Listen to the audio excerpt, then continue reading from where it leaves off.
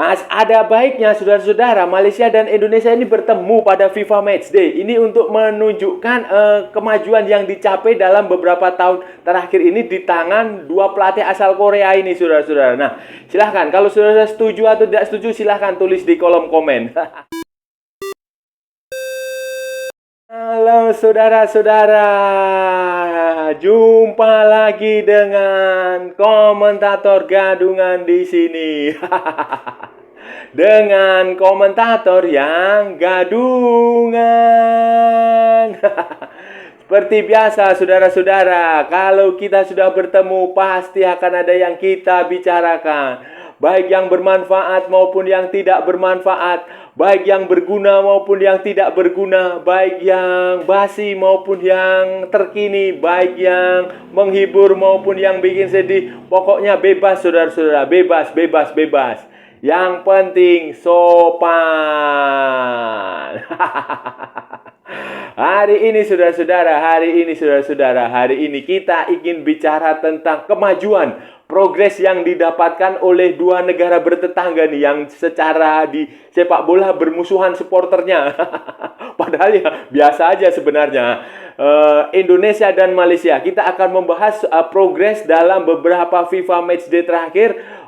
Kemajuan yang didapat oleh Indonesia dan Malaysia pada sejumlah pertandingan FIFA Matchday yang dijalani di era khususnya di era kepelatihan Kim Pan-gon dan era kepelatihan Sintayong. Karena progres mereka dua negara ini sangat bagus, saudara-saudara. Kita harus mengakui bahwa kemajuannya sangat bagus, dan saya rasa kalau ada baiknya Indonesia dan Malaysia ini berjumpa dalam sebuah pertandingan FIFA Matchday, friendly match atau apalah, dua pertandingan, satu di Indonesia, satu di Malaysia.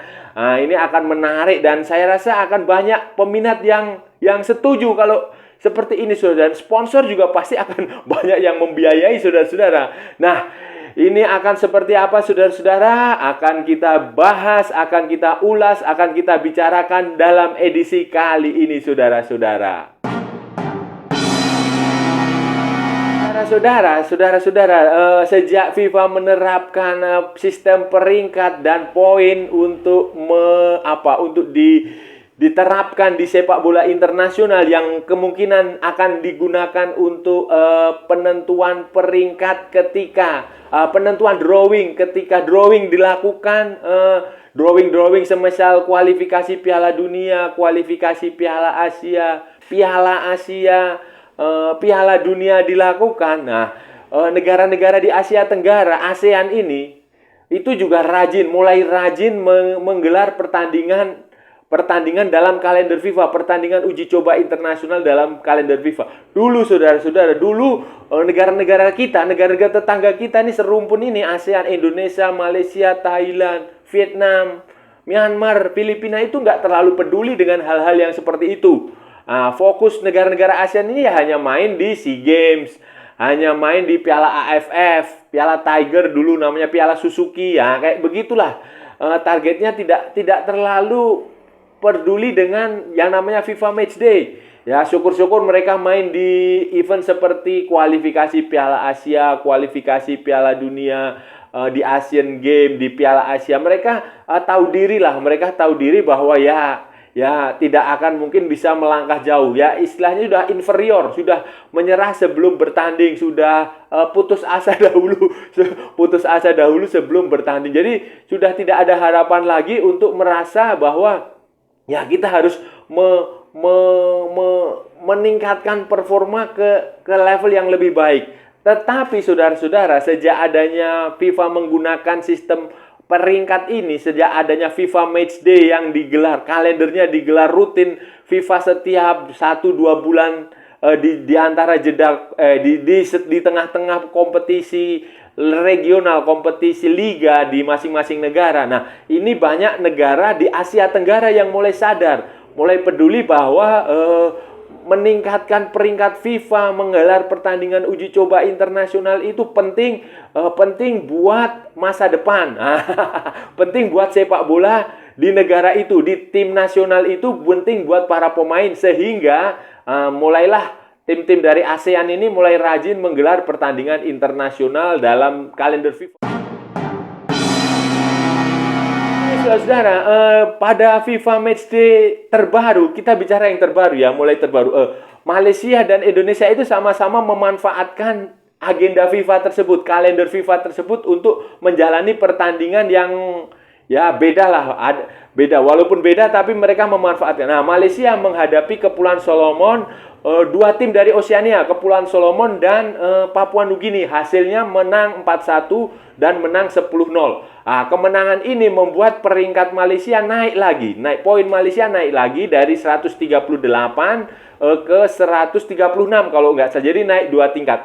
Sebelumnya pada edisi sebelumnya pada FIFA Matchday Maret, Malaysia juga mengalahkan Hong Kong dan Turkmenistan. Nah, kemenangan itu membuat peringkat Malaysia naik 7 peringkat kalau nggak salah. Jadi dia semacam naik sangat meroket. Naik sangat tinggi. Di antara negara-negara ASEAN itu yang paling tinggi kenaikannya pada bulan Maret adalah Malaysia.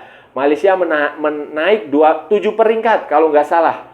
7 peringkat ke 138. Dan itu hasil yang cukup bagus saudara-saudara. Karena penampilan waktu melawan Turkmenistan dan Hong Kong. Nah, ditambah dengan 2 penampilan melawan Kepulauan Solomon dan Papua Nugini. Artinya Malaysia selalu menang pada 4 pertandingan terbaru FIFA Matchday dengan jumlah gol kalau nggak salah 17 gol.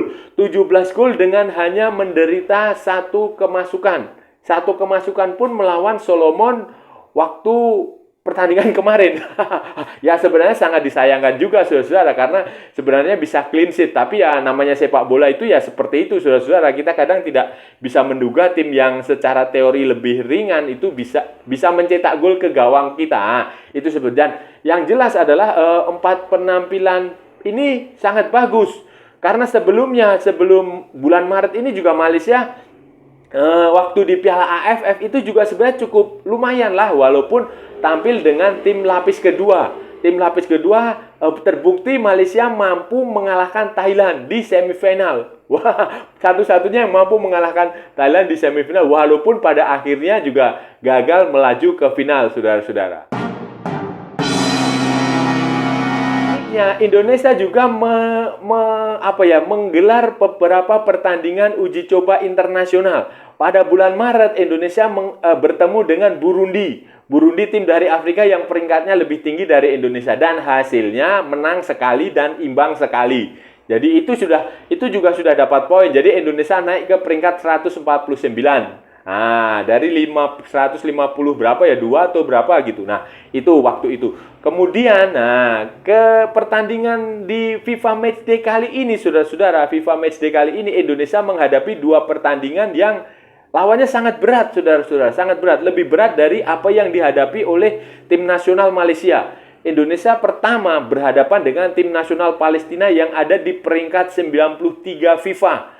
Itu waktu pertandingan tanggal berapa ya? 14 atau tanggal berapa di Surabaya. Hasilnya Indonesia imbang tanpa gol, 0-0. Imbang 0-0. Dan ini membuat Indonesia ya dapat sedikit poin lah. Walaupun tidak naik ke posisi yang signifikan. Tetapi kalau saudara-saudara lihat permainannya, kalau sudah mengikuti jalannya pertandingan, itu permainannya sangat bagus. Dan seperti biasa, Sintayong melakukan beberapa eksperimen dengan menampilkan pemain-pemain muda. Di situ dia memberi kesempatan Rafael Struijk yang baru 20 tahun menjalani debut. Kemudian si Ivar Jenner usia 19 juga dikasih main. Kemudian pemain-pemain seperti Marcelino yang masih 18 tahun juga dikasih main lagi. Rizky Ridho, Elkan Bagot. Itu semua main. Semua bermain dengan kepercayaan diri yang sangat tinggi. Kepercayaan diri yang sangat tinggi walaupun hasilnya ya imbang, saudara-saudara. Setelah Palestina, Indonesia bertemu dengan Argentina. Tim nasional Argentina, dan ini menjadi pembicaraan di seluruh dunia. Argentina adalah negara berperingkat pertama dunia, juara Piala Dunia 2022. Walaupun tanpa Lionel Messi, Angel Di Maria, dan Nicolas Otamendi, tetap saja Argentina menampilkan tim cadangan yang kualitasnya mungkin 20 kali di atas Indonesia. Dan terlihat Indonesia memang kalah, saudara, kalah 0-2 setelah Christian Romero dan Leandro Paredes mencetak gol yang dari skema yang ya memang gol keren lah itu, tendangan 30 meter dan heading tandukan dari sepak pojok memanfaatkan scrimmage, memanfaatkan kemelut di pertahanan Indonesia. Tetapi saudara-saudara, kalau saudara lihat reaksinya, reaksi dari bukan hanya reaksi dari Indonesia, reaksi dari seluruh dunia. Seluruh dunia, media-media di luar negeri, seluruh dunia itu terkejut. Di Eropa terkejut bagaimana mungkin Indonesia yang berperingkat 149 dunia mampu melayani permainan Argentina. Memang kita defensif, tetapi defensifnya itu defensif yang berkelas. Bukan defensif yang parkir bus ala Jose Mourinho, bukan parkir bus yang bermain dengan semua pemain ditumpuk di kotak penalti, bukan. Defensif yang benar-benar punya inisiatif serangan juga, saudara-saudara. Ada counter attack di situ, ada mencoba membangun serangan lewat bola mati, lewat lemparan ke dalam, lewat sepak pojok, mampu mencoba melakukan build up dari belakang walaupun pada akhirnya gagal, mampu melakukan serangan balik cepat. Kemudian cara pemain bertahan itu juga bagus, tidak jorok, tidak sembrono, tidak asal-asalan, tidak sembarangan, tidak gampang menjatuhkan lawan, tidak gampang mendapatkan kartu. Saya catat bahkan kalau nggak salah tidak ada kartu untuk tim nasional Indonesia, saudara-saudara. Dan ini sebuah prestasi yang kemajuan yang luar biasa. Kemajuan yang luar biasa kalau kita lihat tipikal pemain Indonesia itu yang gampang emosi.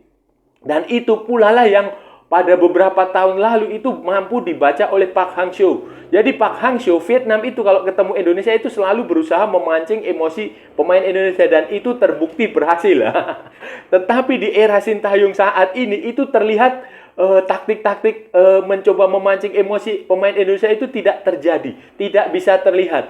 Dan ini menjadi salah satu kelebihan yang Sintayong yang tidak dimiliki oleh pelatih lain. Dan tentu saja adalah keberanian pemain muda menampilkan pemain muda yang masih berusia belasan tahun. Dan itu hasilnya bisa dipetik waktu SEA Games 2023 ketika sebagian besar tulang punggung Indonesia adalah pemain asuhan Sintayong. Dan itu juga terlihat waktu pertandingan melawan Argentina. 50% lebih starting line up adalah pemain usia 22 tahun ke bawah. Bayangkan, dan ini memang masa depan Indonesia ini dan juga Malaysia ini memang bagus, saudara-saudara. Dengan apa yang terjadi dalam beberapa pertandingan terakhir, dalam FIFA Matchday terakhir, ini sudah saatnya, saudara-saudara, sudah saatnya Malaysia dan Indonesia bertemu dalam FIFA Matchday.